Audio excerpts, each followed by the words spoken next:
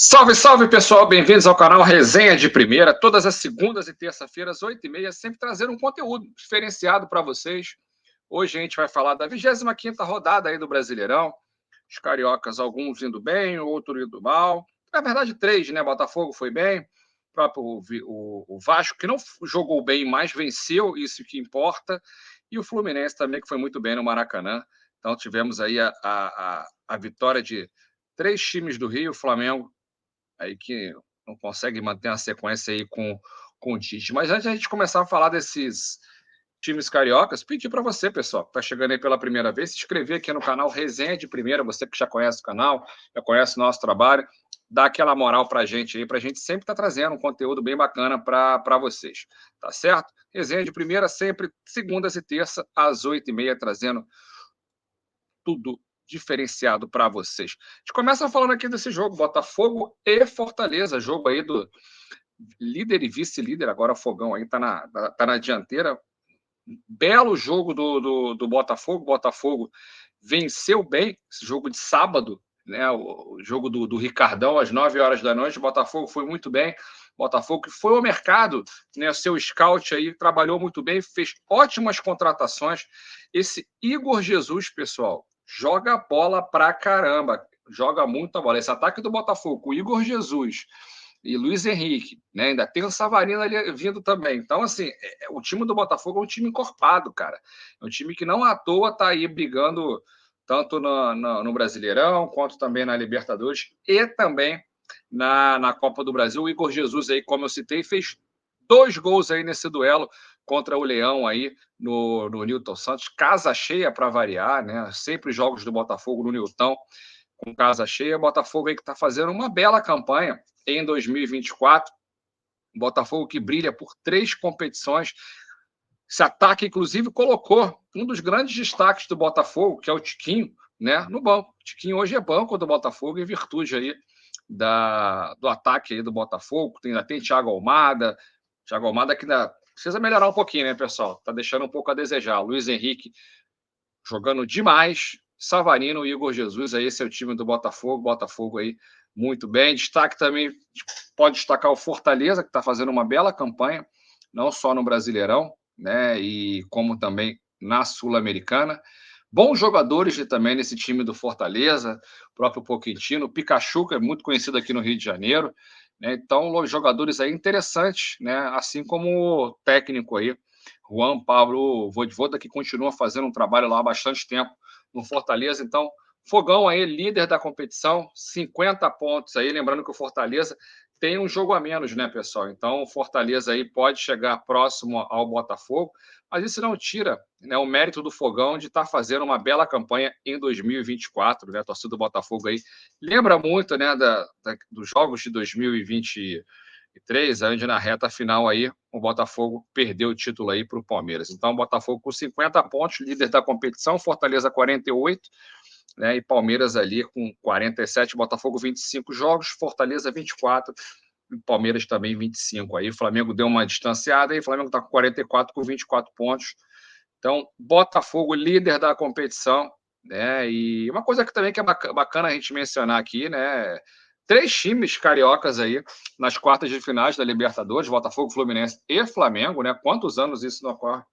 Né? Então, é um fato aí que a gente vai mencionar aqui também. A gente pula aqui do Botafogo para o Fluminense. Saíram de Botafogo para Laranjeiras, ainda na Zona Sul. Fluminense aí se reencontrando na mão do Mano, a gente pode colocar assim. Fluminense aí que está se reerguendo, né, nesse ano de 2024, que começou muito bem com a Recopa, mas depois tudo desandou com o Diniz, né? Diniz que fez um belo trabalho em 2023, mas 2024 seu estilo de jogo ficou muito manjado. O Mano aí, que já é um técnico bem experiente, encontrou um estilo de jogo para esse elenco do Fluminense, vem utilizando a base muito bem, mesclando a base com jogadores experientes. Então, o Fluminense aí passou nessa tarde, quase noite, na verdade noite, né? 6h30 foi o jogo nesse domingo contra o São Paulo. O São Paulo que tem um bom elenco. Fluminense aí que teve o Cauã Elias aí como um dos grandes destaques. Ele começou muito mal o primeiro tempo, foi muito vaiado pela torcida do Fluminense. mas aí encontrou um golaço após um passe também magistral do Ganso. Como joga a bola o Ganso, né? O Ganso é impressionante, a habilidade desse meia é fora do normal. Se eu não tivesse sofrido aí, passado por tantas cirurgias no joelho, cara, com certeza ainda estaria aí dando alegria, estaria na seleção brasileira. Fluminense aí, todo o elenco foi muito bem, né? Destaque aí para o Fábio salvando em algumas jogadas quando estava 1-0 ainda, no início do segundo tempo. Samuel Xavier, que deixa muito a desejar. O Guga entrou no segundo tempo no lugar do Marcelo, na lateral esquerda, foi muito bem, assim como no jogo contra o Atlético Mineiro. Inclusive o Guga, né, está merecendo aí uma vaguinha nesse time do Fluminense no lugar do Samuel Xavier, não, meu modo de ver. Thiago Silva, para variar, jogando bem demais. Thiago Santos criou, como cresceu de produção o Thiago Santos aí, o lobisomem, né, como gosta de chamar a torcida do Fluminense, cresceu muito de posição, mas também lembrando que no final do jogo aí deu uma pichotada e quase entregou a rapadura aí. Marcelo foi muito bem, Facundo Bernal aí, que estreou pelo Flusão aí, jogador aí que vamos esperar, né, para ver como é que vai ser aí esse volante, que é pesado, né, substituir o André, né, o garoto aí de 20 anos aí, foi razoavelmente jogador de passes longos, né, totalmente diferente do André, não espere o André, porque não são duas posições ali que jogam na mesma posição, mas são estilos diferentes. No segundo tempo entrou o Felipe Melo para fechar a casinha, o Mano sempre faz isso. Nonato foi bem razoável, o meio de campo foi Facundo Bernal e Nonato. Ganso magistral, no segundo tempo deu vaga para o John Kennedy, que uns dois lances ali que ele podia ter decidido ali, mas não é o John Kennedy de 2023, o John Kennedy de 2024 ainda está esquentando aí o motor, o negócio não está muito bem ainda para o lado do John Kennedy, né? Kevin Serna, um achado do Fluminense aí, esse colombiano, peruano, né, digamos assim. Keno entrou no segundo tempo no lugar do Serna e foi, mais uma vez, o Keno foi muito bem. O Keno, quando entra no segundo tempo, pessoal, ele é aquele jogador que faz o 1 contra 1, né? Então, ele é muito bom, muito rápido e fechou aí a casinha aí, 2-0 Fluminense aos 45 do segundo tempo. O Keno também entrou muito bem contra o Juventude, né? O John Arias magistral, até salva de palmas para o John Arias aí, que é papai, hoje a sua esposa deu à luz, né? Então, e como eu já falei, o Cauã Elias, que no segundo tempo deu lugar ao Lima. O pessoal não entendeu a saída do Cauã Elias para a entrada do Lima, é porque no segundo tempo, pessoal, o São Paulo dominou as ações aí contra o Fluminense, o segundo tempo São Paulo pressionando, o Fábio salvando, o Lucas Moura ainda joga demais ainda, né, pessoal? O Lucas Moura ainda inclusive está na seleção brasileira, a gente vai ter esse final de semana aí rodada FIFA, vai ter uma paralisação aí do Campeonato Brasileiro, Sul-Americana e Libertadores.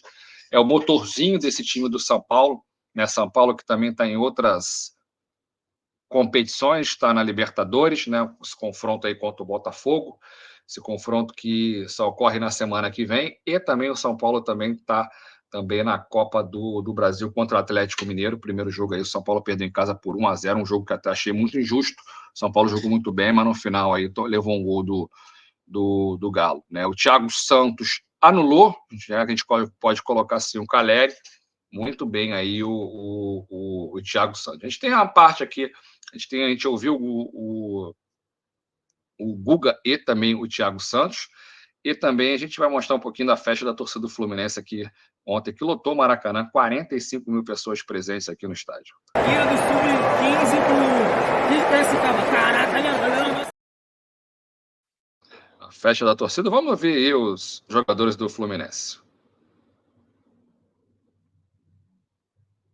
E o bandeirinha levantou, deu a falta, ele virou as costas, não apitou, o Thiago Silva colocou a mão na bola, parou e cobrou, e ele sem apitar deixou o jogo seguir. Então foi mão na bola, era falta, isso que a gente estava alegando para ele. O VAR chamou ele e mesmo assim ele validou o gol. Isso aí tem que perguntar para ele, tem que dar explicação agora. A gente vinha aqui chorar, porque você vai falar que isso aí é porque a gente perdeu. E ele tinha que me explicar aqui o porquê que ele deu o gol, sendo que o VAR chamou ele para ele corrigir, né, que ele não apitou em nenhum momento, né? O Thiago pegou a bola com a mão para cobrar a falta, então nada mais justo do que ser falta a favor da gente. Então ele que tinha que dar essa explicação aí, porque acabou na falta gerando gol contra nós, e aí depois não adianta nada, a gente vai reclamar, a gente acaba ainda sendo punido. E essa, assim, já que é para falar, vamos falar, vamos ser realistas. Essa mensagem que eles estão passando, que só o capitão falar com o árbitro, já começou errado, porque a gente vai falar com o árbitro e toma cartão amarelo. Então não existe esse negócio de o capitão poder falar. fui falar com ele, ele me deu amarelo.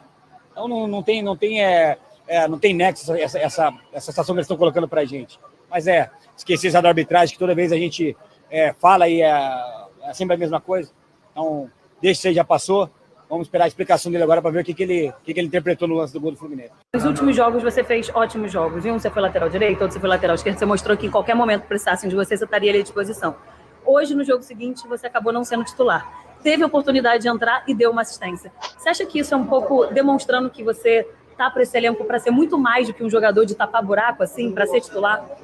Com certeza. Desde que eu cheguei aqui, eu sempre falei nisso, né? Que eu vim aqui para ajudar, mas sempre buscar o meu espaço no time, né? E acho que esses últimos jogos aí eu pude demonstrar isso dentro de campo, né? Não só falando, mas sim mostrando dentro de campo que eu posso ser um jogador importante para começar, mas isso vai para o Mano Menezes, né? E que acho que eu estou trabalhando para exatamente isso, para quando precisar e tiver a oportunidade, estar pronto para ajudar o Fluminense. Guga, mais de 45 mil pessoas hoje. Queria que você falasse um pouquinho sobre a importância da torcida do Fluminense nessa arrancada aí para sair dessa situação, né?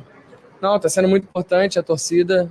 Todo jogo que ela vem tem lotado, tem ajudado, tem empurrado a gente para conseguir as vitórias e que a gente possa continuar seguindo com essa união time-torcida para o restante da temporada, porque agora vão começar os jogos ainda mais decisivos, né? Tanto na Libertadores quanto no Brasileiro, e a torcida vai ser fundamental para que a gente possa seguir junto, seguir firme. Então, igual eu falei, os caras passam vídeo pra gente, mas o Calera, todo mundo conhece ele, o jeito que joga, que é um jogador extremamente difícil de marcar. Então eu procurei fazer o meu melhor, irritava ele um pouquinho, né, para tirar ele do jogo, mas todo momento tem que estar ligado, não pode... Mas você irritava ele? Eu ficava puxando ele um pouco, ele tava bravo comigo, mas fiquei feliz pela atuação. Boa, aí a gente ouviu, né, os jogadores do Fluminense, né, começar de trás para frente aí, o Thiago Santos, conforme eu falei, fez uma bela partida, parou o Calleri, conforme ele falou aí que ficava irritando um pouquinho o jogador, né, Calleri aí, que saiu bem pé da vida aí com o Thiago Santos aí, mas não teve pouquíssima chance na partida. Já o Guga, conforme eu disse, que vem merecendo uma vaga, foi até uma das perguntas ali do repórter ali, né, para o Guga, se o Guga não, entre aspas, se achando injustiçado por vir fazendo boas partidas e continuar no banco, inclusive no lugar do Samuel Xavier, que não vem jogando muito bem. Em relação a Rafinha, é bom a gente destacar aqui, teve uma confusão no primeiro tempo após o gol do Cauã Elias, né, os jogadores do São Paulo informando que o Bandeirinha havia levantado a bandeira marcando falta, mas os segundos jogadores do São Paulo o árbitro não havia marcado a bola. Os jogadores do São Paulo, principalmente o Rafinha, foi questionar isso com o árbitro aí, o Paulo César Zavonelli, né? Zavonelli da Silva, mineiro, aí, trio de arbitragem mineiro. Paulo César Zavonelli, por sinal, bem confuso, tá? Zavonelli da Silva aí.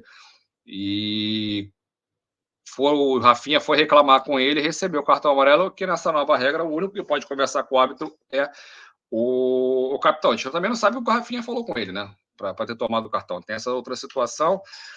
E os jogadores do São Paulo reclamando aí que o Thiago Santos teria pego a bola com a mão para bater a falta, que na verdade não teria sido falta da arbitragem, mas o árbitro, o Zavanoli, olhou no VAR também e marcou o gol, né? Então a gente vai esperar, né, pessoal, ouvir que os jogadores não, os árbitros aí conversaram, o próprio VAR também, para saber o que eles marcaram, né? Muito, a gente viu aí algumas emissoras de televisão, como a ESPN, afirmando, né, cara, que o juiz não marcou falta, mas, cara, eu estava no estádio, não dava para ver direito, realmente, se marcou ou não marcou. Acho que é só a gente vendo a comunicação no VAR para ter certeza antes de opinar com tanta firmeza sobre essa marcação ou não do árbitro, como a ESPN aí estava afirmando. Depois eu vi um outro conteúdo na Sport TV também, onde o Paulo César Oliveira vai um pouco como eu estou falando aqui, que é melhor esperar antes de confirmar qualquer tipo de informação, que inclusive os outros veículos repercutiram essa informação da ESPN, falando que o Fluminense ganhou com um gol irregular, né?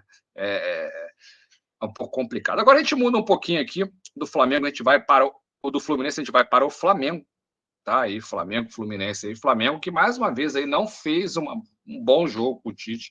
Vale lembrar também que o Flamengo tem desfalques sérios, né? O Flamengo sem o De La Cruz e o Arrascaeta é um time bem diferente, tá? É um time, não vou falar comum, né? Porque tem um banco também bem forte, né? Então falta fora o Cebolinha também, que é machucado. Então são 3 desfalques assim bem grandes do Flamengo. O Flamengo que estreou o Alcaraz, né? O Alcaraz que no final do jogo aí foi até expulso. O Flamengo não fez um bom jogo para variar. Perdeu para esse Corinthians aí na Arena Corinthians. O Corinthians que não é mais aquele Corinthians, pessoal, que saco de pancada que estava no início da competição, não. Tá? O Corinthians aí está reforçando o seu elenco. O Corinthians aí que tem esse garro meio de campo argentino, bom de bola. O próprio Thales Magno, que voltou a atuar no Brasil. O Thales Magno estava na MLS, é bom jogador. Todo jogo tem deixado o seu golzinho, vem jogando bem. É um Corinthians diferente, tá? É um Corinthians diferente, treinado pelo seu técnico Ramon Dias, sabe das limitações do elenco, muitas vezes joga com 3 zagueiros, né? Então ele tem conciliado aí jogadores de pouca idade com jogadores experientes, né? E o Romero, né, que é o artilheiro aí da Arena Corinthians, entrou no segundo tempo, o cara iluminado, né? Poucos segundos aí já virou o jogo pro Corinthians. Virou, na verdade, não, fez 2-1, né? O Corinthians abriu o placar, 1-0, o Flamengo empatou com o Pedro de pênalti, né? Depois da revisão do VAR e Romero aí iluminado, botou o Corinthians na frente aí. Corinthians se recuperando, né, na competição. O Corinthians também tem outras frentes também, quando a gente está na Sul-Americana, mas continua na zona de rebaixamento, né, com a vitória do Fluminense. No final do jogo, a gente teve o Yuri Alberto, que entrou no segundo tempo, que arrumou uma grande confusão. Ele alegou ter sofrido uma falta, mas agrediu o atleta do Flamengo, deu uma tesoura, né, cara? É absurdo isso, né? Era para ter sido expulso logo de cara, e o Roberto foi uma grande confusão e muitos jogadores expulsos aí. O Flamengo que não faz, mais uma vez, uma boa partida aí pela competição. O Flamengo volta a jogar só no dia 12/9, o Flamengo pega aí o Bahia, né, aí pelo jogo de volta. O Flamengo venceu o primeiro jogo em Salvador por 1-0, fica mais tranquilo no Maracanã para jogar numa quinta-feira, 12/9. O Maracanã deve estar lotado, Flamengo e Bahia no Maracanã. O Flamengo que depois, só no dia 19/9, aí sim, o Flamengo tem jogos importantes. Só antes do dia 19, contra o Peñarol em casa, o Flamengo recebe o Vasco, tá? No dia 15/9. Então são 3 jogos importantes aí para o Flamengo. Ó, lembrando, dia 12/9, o Flamengo pega o Bahia no Maracanã. Depois, ainda no Maracanã, dia 15/9, pega o Vasco, clássico local.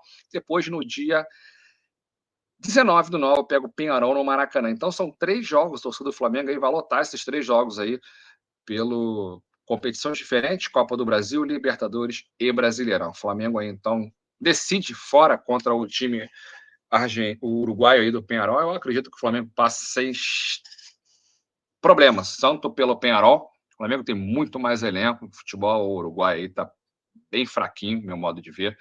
Não digo da seleção, digo dos times, tá? Assim como o futebol chileno também. Eu acho que o River passa sem preocupação pelo Colo-Colo.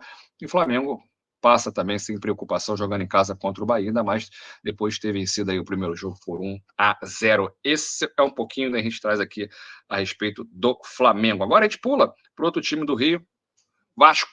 Vasco aí que também jogou ontem, no domingo às 6h30 contra o Vitória no Barradão. Jogo duro.